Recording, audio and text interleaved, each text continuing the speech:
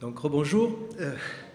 Je trouve que par rapport au débat sur les conventions collectives, ce qui marque le débat, c'est qu'on est très préoccupé, tous autant qu'on est, du recul que représentent les attaques de Macron, à savoir qu'il veut nous proposer des accords d'entreprise, soi-disant qui seront conditionnés des fois par un vote des salariés, en réalité nous mettre le chômage et la pression au bout pour nous faire accepter n'importe quoi.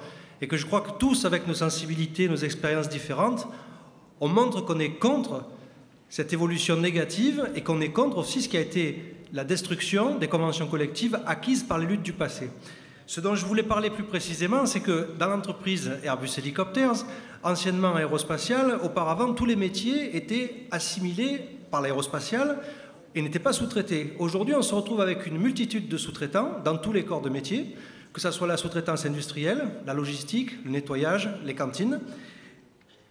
Et une bonne partie des patrons qui sont dans les entreprises sous-traitantes ne sont pas des petits patrons. On en a dénombré une douzaine dans le classement des 400 Français les plus riches, et ils ont des salaires assez conséquents. Pour n'en citer qu'un, le patron d'Elior, c'est la restauration, il a l'équivalent de 60 000 ans de salaire d'une de ses caissières. Ce qui montre que le capitalisme donne sa chance à tout le monde.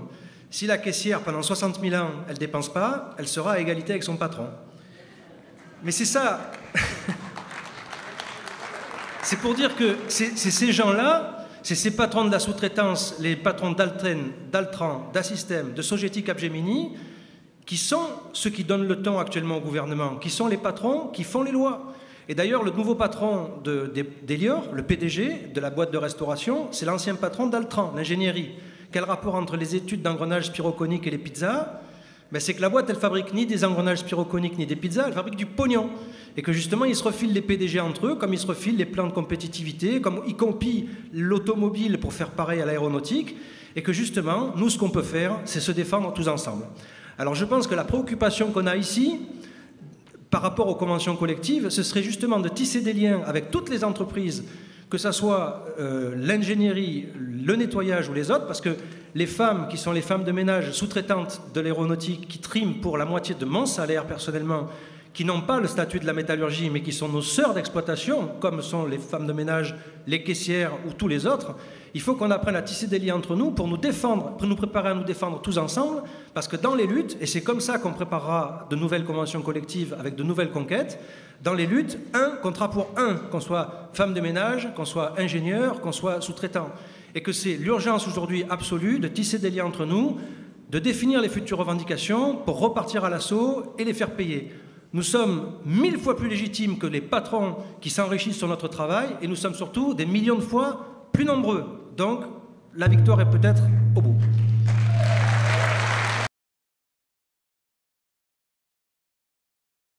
Oui, bonjour à tous. Donc, je travaille à Airbus Helicopters, comme on l'avait dit.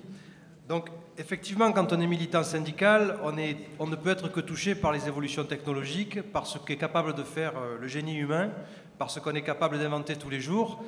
Et en particulier quand on fait des hélicoptères, mais pas seulement, à tous les niveaux, on peut voir quels progrès ont été faits sur les 20 ou 30 dernières années.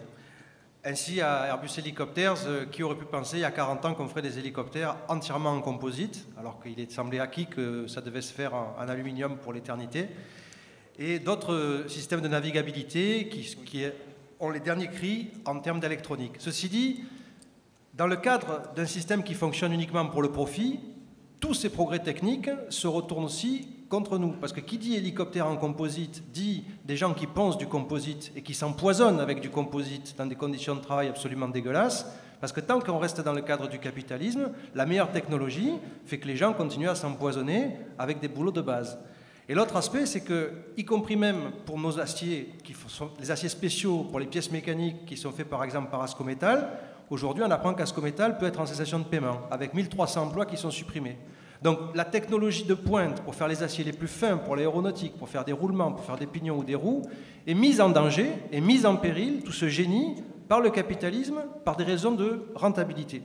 Donc je crois que, comme le disait Fred dans son rapport hier, il faut aussi qu'on rappelle, et je crois que c'est juste de le rappeler, que tant que les capitalistes géreront l'économie, tant qu'on ne les aura pas expropriés, tant que ce sera la loi du profit qui régnera, on ne sera jamais à l'abri des licenciements. Et que vaudraient tous les développements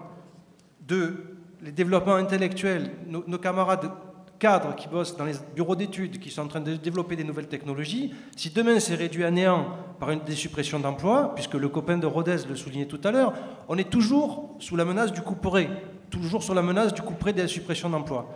Donc je pense que il est important de réaffirmer qu'à travers les luttes pour l'emploi, il faut aussi qu'on dise qu'à terme, on ne pourra pas continuer à avoir un développement harmonieux de l'économie tant que c'est le profit qui dirige l'économie. Et qu'il faut aussi qu'on se pose la question, comme c'était le cas dans les statuts de la CGT, aussi de construire une société sans exploitation.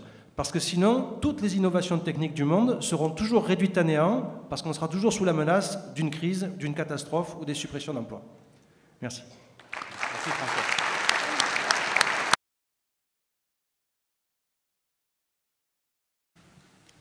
Ça marche? Comme ça, je tourne le dos à tout le monde. Donc, je travaille à Airbus Hélicoptères à Marignane, l'usine qui fabrique des hélicoptères, comme son nom l'indique, où nous sommes autour de 10 000, dont à peu près un quart de personnes en production. Et c'était pour faire un point sur les innovations technologiques dans l'usine depuis 20 ans. En particulier au niveau des machines-outils. Les machines-outils, depuis 20 ans, ont connu des perfectionnements importants, avec l'automatisation, des machines qui usinent très vite, en particulier pour usiner les dentures d'engrenage, avec des nouveaux outils. Et ce qu'on a pu constater depuis 20 ans, c'est que chaque progrès technologique dans l'usinage des pièces, qu'elles soient plus fiables, qu'elles soient plus vite fabriquées, se retourne systématiquement contre les travailleurs. À savoir que si on travaille avec des machines plus performantes, au lieu de travailler sur une machine, on travaille sur 2 machines, voire 3 machines. Il y a 20 ans, les machines étaient les unes derrière les autres. Maintenant, elles se font face, puisqu'un opérateur travaille sur 2 machines, voire sur 3 machines. On a rajouté des tâches administratives. On a rajouté la gestion des dossiers informatiques. Ce qui veut dire qu'on se retrouve avec des opérateurs qui ont des machines bien plus performantes et bien mieux développées, mais ça se retourne contre eux par un accroissement de l'exploitation. On travaille beaucoup plus que ce qu'on travaillait, ne serait-ce qu'il y a 20 ans. Donc, ça induit une fatigue supplémentaire, ça les travailleurs le ressentent bien. Ça induit aussi qu'on est plus, à la fin de la journée, pressé. Mais ça ne veut pas dire non plus que les machines très sophistiquées qui permettent de palper les pièces, de faire des contrôles dimensionnels et de les usiner, bien sûr, ça ne veut pas dire que toutes les tâches pénibles ont été automatisées. Parce que, si je passe au deuxième volet, toutes les pièces mécaniques sont terminées à la main, avec des outils qui ressemblent un peu à des fraises de dentiste. Et que là, par contre, eh bien, c'est des ouvriers qui sont couverts de copeaux du matin au soir, qui doivent s'adapter au contour de la pièce, c'est-à-dire qui ont des troubles musculo-squelettiques, qui ont mal au dos, qui ont des troubles respiratoires, qui fixent des détails parce qu'ils doivent faire des rayons très précis sur les pièces et donc qui perdent la vue progressivement en faisant ce boulot-là. Et que donc, à côté de machines très développées, numérisées, qui font de la précision, où les opérateurs sont comme des esclaves, il y a aussi du travail qui se fait encore à la main, et où, justement, complètement à la main, intégralement à la main, et où là, par contre, les gens aussi s'esquintent et perdent leur santé, mais d'une autre façon. Et cela dans le même atelier. C'est pour dire que, quelles que soient les avancées, en fait, dans le cadre du capitalisme, dans la mesure où c'est les patrons qui ont la maîtrise de l'industrie, eh bien, tout se retourne finalement contre nous. Et que je reprends ce que disait Fred hier dans son rapport, il faut qu'à chaque fois, on puisse se dire que le but, c'est quand même aussi de transformer la société et d'arracher à ces gens-là la gestion de l'économie. Parce que de toute façon, technologie ou pas technologie, tout se retourne finalement contre nous. Même si, bien sûr, on est content d'avoir du boulot. Par rapport aux opérateurs qui font ça, ce qui est significatif, c'est que d'autres copains en parleront peut-être, mais par rapport à un plan de compétitivité qui a été calqué sur ceux de l'automobile, il y a des travailleurs à Airbus Hélicoptères, il y a 2 ans, presque jour pour jour, qui se sont révoltés par rapport à ça, à l'appel de la seule CGT, qui pesait pas lourd, mais qui a réussi à entraîner pratiquement un quart de tous les ouvriers de production. On a fait un défilé dans les usines, on a fait débrayer des secteurs qui n'avaient pas débrayé, on a fini par interrompre les négociations auxquelles on n'était même pas invités parce que nous ne sommes pas représentatifs Airbus Hélicoptères. On a montré qu'on n'était pas représentatifs, mais on était représentatifs au moins du mécontentement des ouvriers. Et que donc on a pu obtenir quelques petites concessions de la direction, mais qui ont au moins fait la démonstration aux ouvriers que quand on se bat, on finit par arracher des reculs à la direction.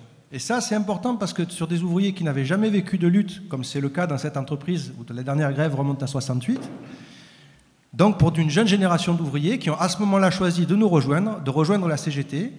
Ils ont vu que notre identité, l'identité de la CGT, s'est misée sur les luttes collectives et que même s'il y a des hauts et des bas dans le moral des travailleurs, même s'il y a des hauts et des bas dans la conscience ouvrière, nous en tout cas, on tient pour ça, on tient pour la lutte, on pense qu'il n'y a que le rapport de force qui pourra faire modifier la situation. Et les jeunes ouvriers qui viennent à la CGT aujourd'hui à Airbus Helicopters, qui sont quand même quelques dizaines depuis cette grève-là, ils viennent sur une base solide parce que eux, ils ont acquis dans leur chair que le patron voulait faire bosser plus et les user plus. Et ils ont aussi acquis dans leur cerveau que la CGT était pour qu'on s'organise collectivement pour les faire plier.